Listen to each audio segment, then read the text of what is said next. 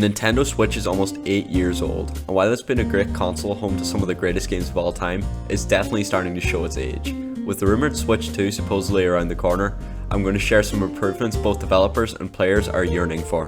Obviously, more powerful hardware is a given, with games running about as well as they can on the hardware. But in all seriousness, I hope the launch of Pokemon Scarlet and Violet has opened Nintendo's eyes to the need for better hardware, because the Tegra X1 chip is not cutting it.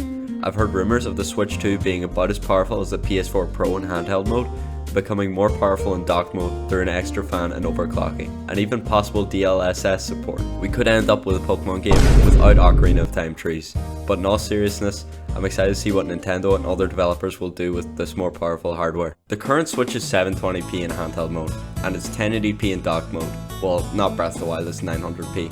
But I'm hoping that the Switch 2 will be 1080p in handheld and support 4K in dock mode.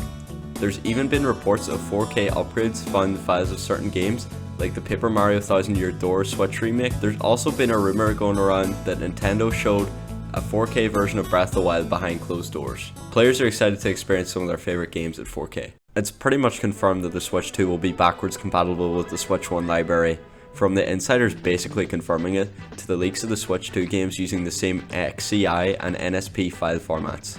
I'm pretty certain that it will be backwards compatible. Nintendo also stated that Nintendo accounts for Nintendo Switch Online will carry over.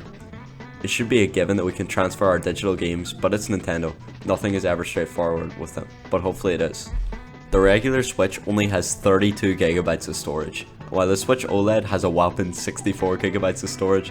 That's pretty much none. And also, it's NAND. I'm hoping that the Switch 2 has an SSD, and based on the leaks it's going to be 256GB, but I was originally hoping for 512 to 1TB.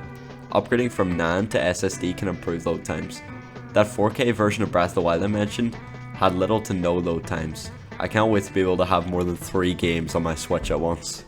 I'm back at school now, and my school finally has a computer science class, which I'm in. Right now we're doing a project with Python, and I've been using today's sponsor Brilliant to brush up on those skills. Brilliant is where you learn by doing. It has thousands of interactive lessons in maths, AI, programming, and more. Brilliant helps you build a powerful daily learning habit through use of an XP system. It gamifies learning. Anyways, if you want a 30-day free trial, 20% off the annual premium subscription, use the link in the description. That's brilliant.org/sharpvortexgames. Anyways, back to the video. The Nintendo Switch Online infrastructure is just underwhelming. I swear to God, Nintendo is still stuck in 2005. There's no basic social features, everything runs on peer-to-peer, and the stupid voice chat needs this weird contraption to function. Like, what even is this? But some of the leaks are confirming that the Switch 2 will have a microphone in the Joy-Con, which could mean that we're finally getting voice chat. But one more feature I want, well, more so a lack of a feature, remove the friend codes. The Switch 1's Joy-Con's build quality is, questionable. They drift more than the average Mario Kart DS player, and come on, they're just really small. That's what she said.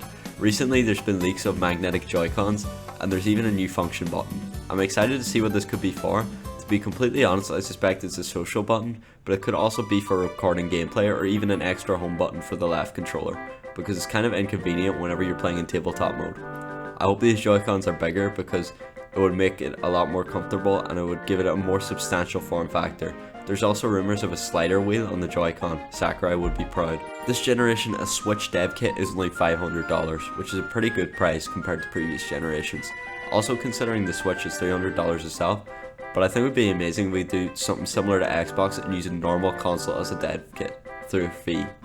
I know Nintendo probably wouldn't do this because it would open up for piracy, but if they could find a way around this, it'd be great. I'm also going to predict that there will be a lot more third-party support. It's confirmed that the Switch 2 will be getting Call of Duty games. Considering the power of the console and the last generation consoles are still getting games, I predict the Switch 2 will get a lot more third-party support than its predecessor. I know it's not going to get GTA 6, but it'd be cool if it got GTA 5. Now I'm just going to talk about some games I personally want to see. This isn't really game development related, but I kind of want to see a 3D Mario game or a Mario Kart 9 as launch titles. I know we are going to see a new Zelda for a while, so I hope we get some HD remakes of Ocarina of Time and Majora. I know that we had remakes for the 3DS, but the Majora's Mask remake basically nerfed everything, and I also think it would be cool to see these games in a modern lens. Pokemon Legends ZA will probably be a summer game. We might get a sequel to Switch Sports because of a new codename similar to Nintendo Switch Sports codename was discovered. I forgot what it was, but I'll put it on screen if I remember.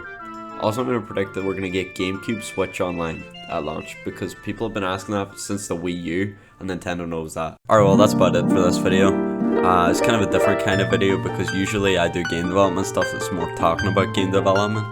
But I have some other cool game development stuff like Wii Sports VR, making an online Zelda game. So if you like this video, YouTube thinks you like this video. Alright, see you.